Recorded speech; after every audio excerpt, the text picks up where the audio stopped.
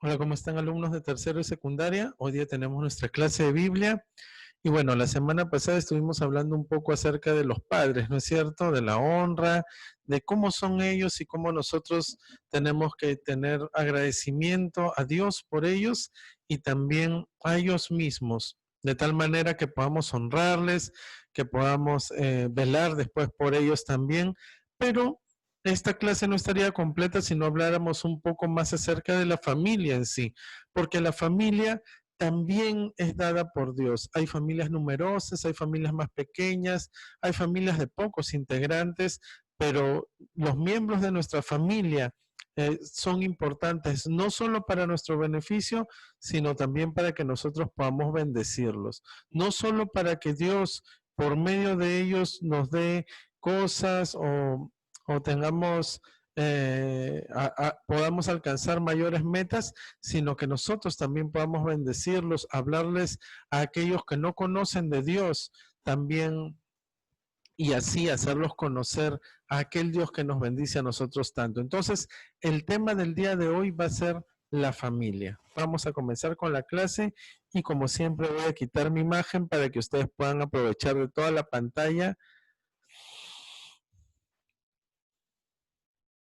Muy bien, entonces, la semana pasada vimos cualidades en nuestros padres, las cuales nos ayudan a poder darles honra, respeto y obediencia. Hoy veremos ante Dios cómo debe ser nuestro trato con nuestra familia, la importancia de ella en nuestras vidas y también veremos cómo podemos no solo esperar ser servidos por ellos, sino también ser de bendición y de testimonio para aquellos que no conocen del amor de Dios. Si hasta hoy solo pensabas en los beneficios de tener una familia y en las cosas buenas que puedes obtener mediante ellas, pues hoy veremos que nuestro deber es ser también de bendición, ayuda y apoyo para ellos. Se dice que la familia es la base de la sociedad. Esto seguro lo hemos escuchado en más de una oportunidad, ¿no es cierto? En civismo o en DPCC o cuando tienen sus clases de tutoría. Bueno, es la verdad. La familia es la base de la sociedad. Y hay una gran verdad en esto. Una sociedad compuesta por familias sin valores y sin amor sería una sociedad enferma y sin un fundamento sólido. Las familias saludables, en las que sus miembros se aman, se respetan y se cuidan, contribuirán al crecimiento y a la estabilidad del lugar donde viven. ¿Por qué creen, chicos, que en estos tiempos cada vez hay más delincuencia, más asesinatos, más falta de valores? Justamente porque la familia ha decaído, porque ya a la gente no les importa mucho tener una familia o también porque están enseñando que existen otra clase de familias, familias compuestas por dos hombres o dos mujeres que no pueden ni siquiera tener hijos y que rompen el esquema de Dios en cuanto a la familia. La familia es muy importante para Dios. De hecho, la idea de familia surgió de Dios mismo. Dios podía habernos creado para vivir aislados, sin necesitarnos los unos a los otros, pero no fue así. Nos necesitamos no solo para la continuación de la raza humana, sino para apoyarnos, construir y bendecir el lugar donde Dios nos ha puesto. Hay familias integradas por una madre porque no está el padre, quizá murió o está de viaje, o también hay algunos hombres que abandonan a las mujeres y ellas quedan como madres solteras con hijos. Lo mismo también pasa con algunos padres que han quedado solos por muerte o abandono de su cónyuge y crían solos a sus hijos. Tenemos aquellas familias que son de abuelos, por ejemplo, ¿no es cierto?, criando niños. Y esto es algo muy loable porque aún en edades avanzadas ellos tienen todo el amor y la dedicación hacia sus nietos. Otras son familias adoptivas que han traído a su seno familiar a un niño, una niña que aunque ellos no lo concibieron, que aunque no nació de su sangre, lo hacen parte de su familia y muchas veces con mucho más amor que aquellos que sí son de su sangre. Bueno, el origen de la familia, como les decía, está en Dios mismo. Dios creó al hombre y a la mujer y los bendijo y les dio una misión compuesta en dos partes. Primero era multiplicarse, ser fructíferos y llenar la tierra con hijos. ¿Ok?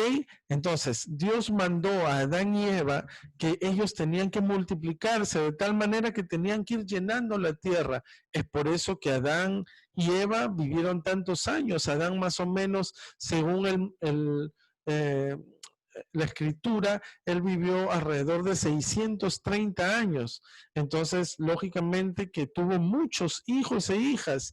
Dios al principio dio esta edad a los seres humanos. El hombre más viejo sobre la historia fue Matusalén con 960 años y es porque él tenía un plan al principio. Pero después la Biblia misma dice cuando Dios decidió acortar los días del hombre, ¿no? Y vemos que sin la unidad sexual del hombre y la mujer no habría continuidad. Es decir, si no existiera la familia, si no existiera el hecho de que un hombre y una mujer se junten, entonces no podrían nacer niños. Si nos ponemos a pensar en lo que ahora viene dándose de parejas del mismo sexo, no podría haber hijos. ¿No es cierto? Dos hombres y dos mujeres no pueden tener hijos entre ellos. Entonces, esa era parte del plan de Dios. Y la segunda parte consistía en someter la tierra, es decir, cuidar la tierra, cultivarla, ¿no? Dominar sobre los animales, pero no de una manera indiscriminada como se da, sino de una manera equilibrada. Penosamente, estos planes de Dios han sido trastocados por el hombre, de tal manera que vemos que tanto la familia se ha deteriorado, como también la misión de cuidar el planeta de cuidar a los animales y los recursos, también el ser humano lo está destruyendo. Génesis 1, 27 y 28 dice, y creó Dios al hombre a imagen de Dios lo creó, varón y hembra los creó, y bendijo Dios, y les dijo, fructificad y multiplicaos, llenad la tierra y sojuzgadla, y señoread en los peces del mar, en las aves de los cielos, y en todas las bestias que se mueven sobre la tierra. Ahí está claramente el mandato bíblico, el mandato de Dios sobre el ser humano para que pueda llenar la tierra y también reinar sobre ella. Pero no dijo destruyan la tierra, no dijo contaminen la tierra, no dijo cambien el matrimonio de tal manera que el tener hijos ya no sea la prioridad, no dijo convivan y busquen una pareja por un tiempo y después a otra y después a otra, no. El mandato de Dios era, recuerden, por tanto, dejará el hombre a su padre y a su madre y se unirá a su mujer y serán los dos una sola carne. Eso es lo que Dios quiere para la familia.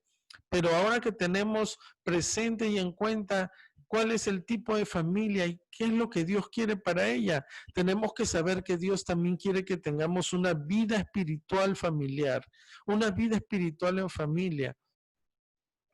Miren lo que dice Deuteronomio 6, del 6 al 9. Dice, estas palabras que yo te mando hoy estarán sobre tu corazón y las repetirás a tus hijos y hablarás de ella estando en tu casa y andando por el camino y al acostarte y cuando te levantes. Y las atarás como una señal en tu mano y estarán como frontales entre tus ojos y las escribirás en los postes de tu casa y en tus puertas. Si se dan cuenta, acá Dios está diciendo la palabra mía, los mandamientos, díselos a tus hijos, le decía a los padres.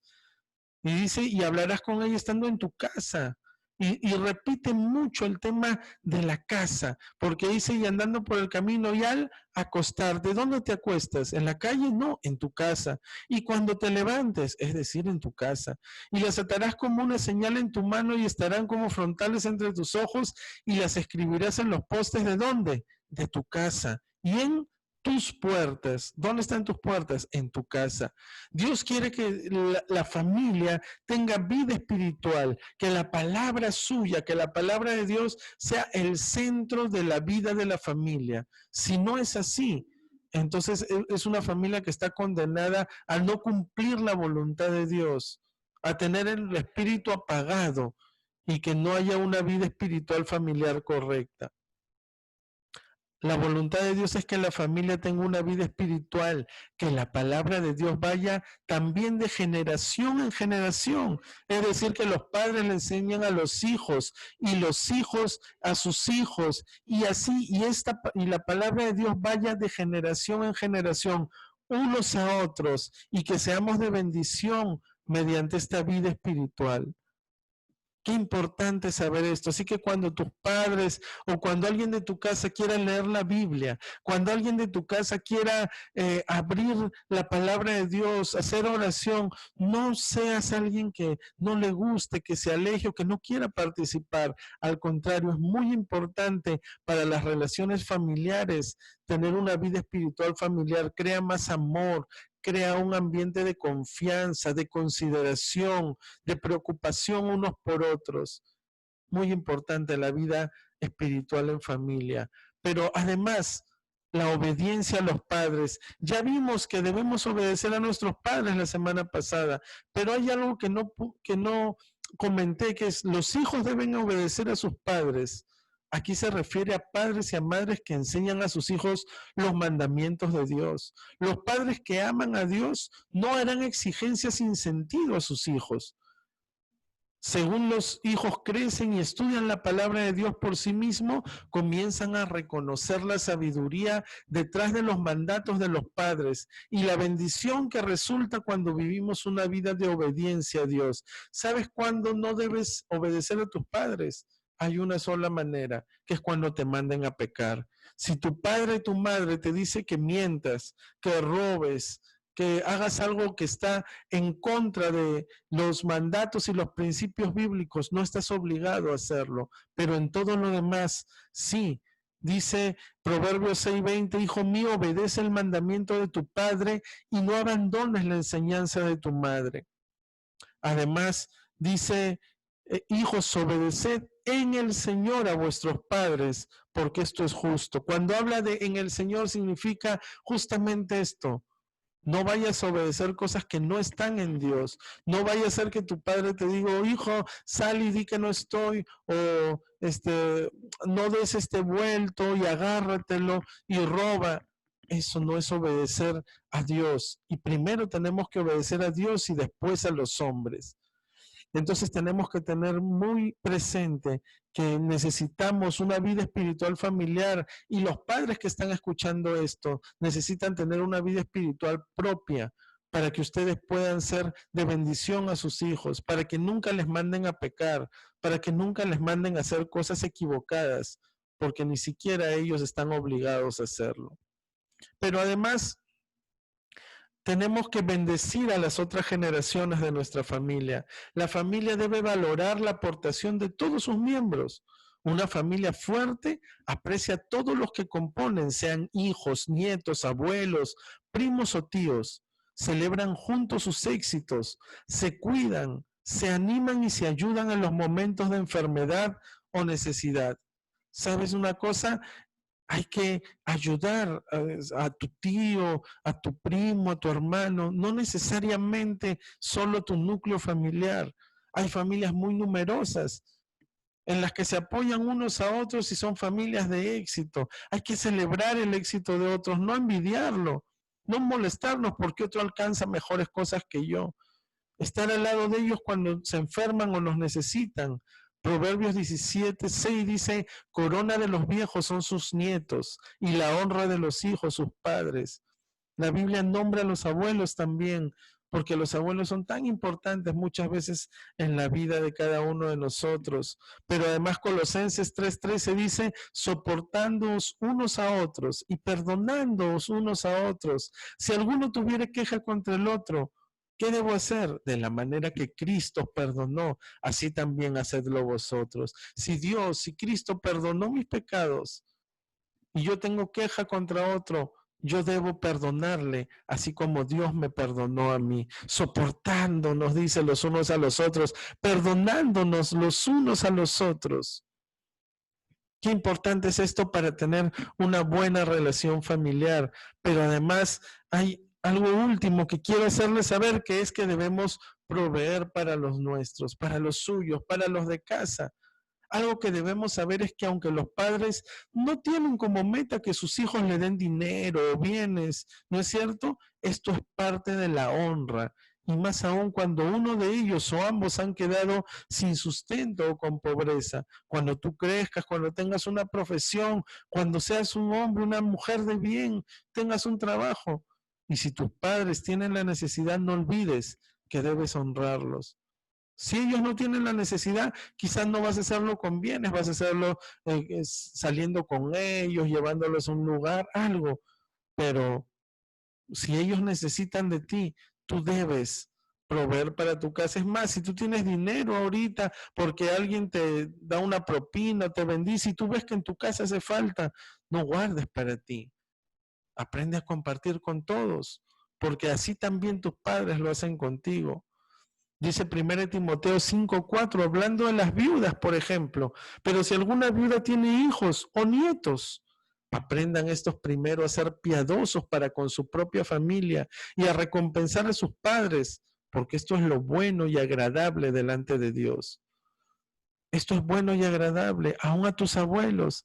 ¿Te das cuenta? ¿Y qué pasa si no lo hago? Bueno, la Biblia dice, porque si alguno no provee para los suyos, ahí mismo dice en el mismo pasaje, y mayormente para los de su casa, ha negado la fe y es peor que un incrédulo. Así que a honrar aún con nuestros bienes. No quiero ser yo peor que un incrédulo. No quiero negar la fe. Entonces yo debo proveer también para mi casa. ¿Sabes? Proverbio 23-24 dice, mucho se alegrará el padre del justo. Ojo, no del injusto. Y el que engendra sabio, el que engendra un hijo sabio, se gozará con él, dice. ¿Sabes? Aquí no habla de un hijo profesional, no habla de una hija hermosa, no habla de alguien con dinero, cosas que sin duda son buenas. Nadie dice que no, pero la verdadera alegría de un padre es saber que su hijo es justo y sabio. Eso lo satisface y es una buena recompensa para ellos. Tú podrías tener todo el dinero, pero no ser justo, no ser sabio, ser un egoísta, andar alejado de tu familia y por más millones que tengas, eso no va a interesar.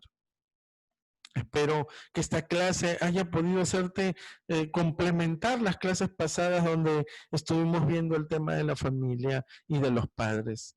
Espero que Dios te bendiga, que les bendiga a cada uno de ustedes y que tomen siempre decisiones de fe.